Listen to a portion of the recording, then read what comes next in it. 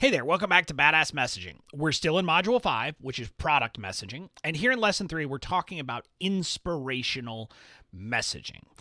Inspirational is kind of the high. So in the last lesson, we talked about kind of identifying the problem and really kind of making sure that people recognize the struggles they feel. Now, in Lesson 3, we're talking about the reverse side, the inspiration piece. And the truth bomb is that people want to see the heaven before they buy.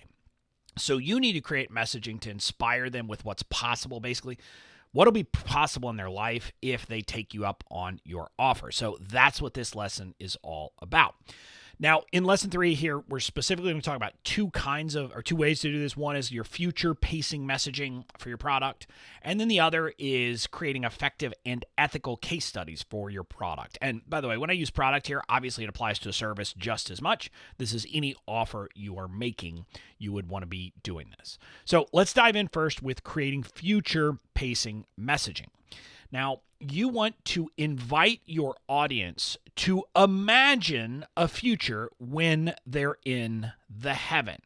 Now, you see this all the time, or you'll hear it all the time when people say, imagine how amazing it will be when. Now, some people would say, imagine how amazing it would be if, but oftentimes you want to state it as simply a, when, as a future statement, not something that's an if statement, but a when this happens. So imagine how amazing it'll feel when. Or here's what's possible when you, and then, for example, you would say you would plug in some language about the solution, not about your product necessarily. Now, you can do that with your product, but this will often happen before the product or offer is specifically introduced as well. So again, in my case, using the example you'll see in a bit, it's kind of like this is what's possible when you have the right framework. And so that's kind of what you're doing. You're letting them imagine the heaven that's possible when they implement the solution. So the goal really is this. I mean, your audience needs to think how different things will be. They need to recognize how different things will be when they're in the heaven, because this shows the value of the change. It allows them to compare and to understand the value that they're getting. In other words, seeing the difference from where they are now to where they'll be is what helps them understand why your product or why this solution would be worth paying for, because they're able to see what's called the delta. And that's not a marketing term, it's a math term, but they see the difference. They see kind of, here's where I am, here's where I'll be. Wow, that's a big change, and that will really have a huge impact on my life, my happiness, whatever it is. And seeing that change is what allows them to figure out, what is this worth to them? What's the value of your product or your solution to them? And that's what you're letting them do. So again, here's a sample from that BOMU Live sales page with the right framework in place, ... And it says you can have the business of your dreams that is consistently making you money. You'll know exactly who you serve. So I'm just laying out all of these things to solve a lot of the problems, to kind of say, you're not going to deal with those problems. You're going to have a good, what you want, and you're doing that. So a quick note here is that if you've identified the heaven in the prior module, we talked about this. If you've done that work, this really should be pretty easy to create. If you know the heaven for your audience, what you're doing here is you're describing the heaven, but you're customizing it a bit based upon the particular offer. Because the heaven that you described before in creating your origin story, for example, is a general. It's kind of overall the heaven that your audience wants, and your offer will likely be a more particular solution. And so that the heaven you describe should be a bit more particular and really tie into that particular offer.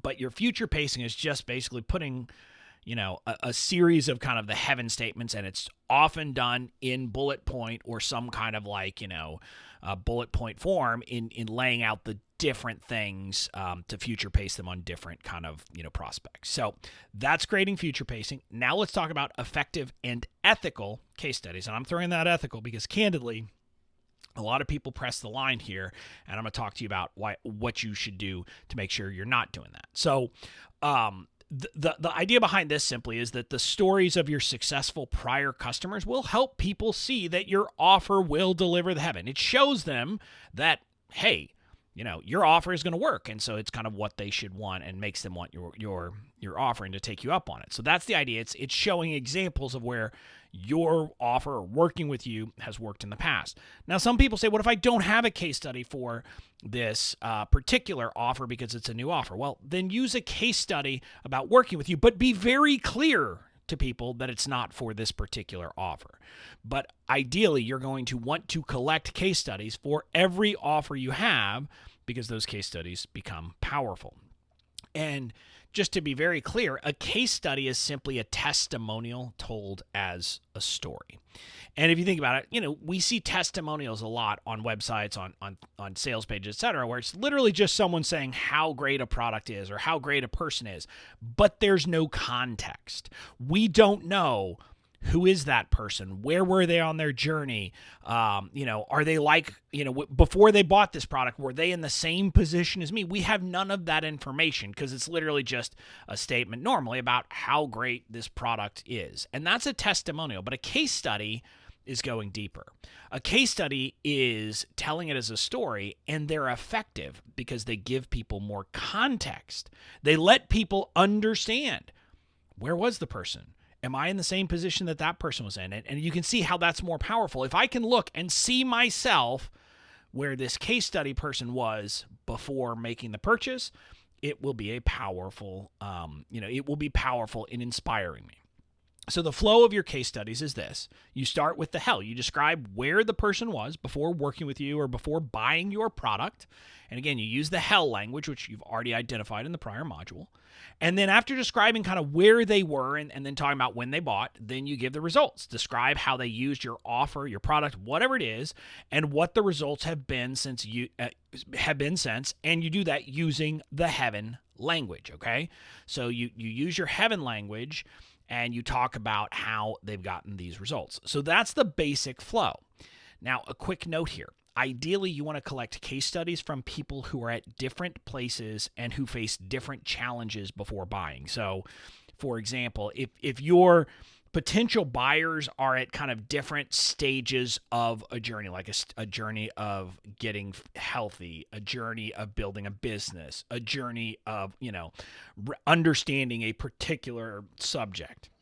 What you want to do is make sure that you're collecting case studies of people who are at kind of these different places on that spectrum too. You don't want all of your case studies to be from people who were kind of similarly situated before they started your product, unless all of your potential customers are at that same place. Because the goal is for members of your audience who are at different places to see themselves in at least one of the case studies. So you want the people who are maybe earlier in their journey to be able to see themselves in a case study from someone who was earlier in their journey. You want people who are more advanced to see themselves in a case study of someone who is more advanced, so that they're not thinking, oh, well, this is only for beginners. You see how having these people at different levels or stages of the journey, or who face different challenges, or who are coming from a different place, all of that is helpful, because the more that your audience can look and say, wow, I really identify with this case study, the better. So you want to have case studies that speak to all of your different kind of avatars, all the different people that you might be speaking to at this stage. So that's how to create effective case studies. Now we got to talk about the ethics thing. And here's the big warning. Although we know lying is wrong, I'm just going to be honest with you. A lot of entrepreneurs tend to gloss over important details in case studies. Do not do that. And what I mean by gloss over important things is they will talk about something but not give context. So for example, and this is an example from the business building world. Someone might say, oh, well, this person had no list when they joined this program and they still made blah, blah, blah. And they'll say how much they made. And so they provide that, but they don't provide you the detail that the person maybe didn't have a list, but I don't know, I'm just going to make this up, had 70,000 very active followers on Instagram, right? So that's an important detail, because if someone talks about this person had no list and had the success, what they're implying, kind of the implication to people is, hey, if you have no following, you got nothing, this can still work for you. Well, that case study doesn't show that. And let's just be frank.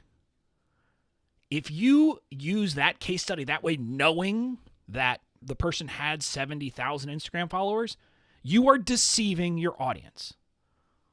It's unethical, and candidly, it's probably illegal. It probably amounts to fraud if you're doing that intentionally. So don't do it.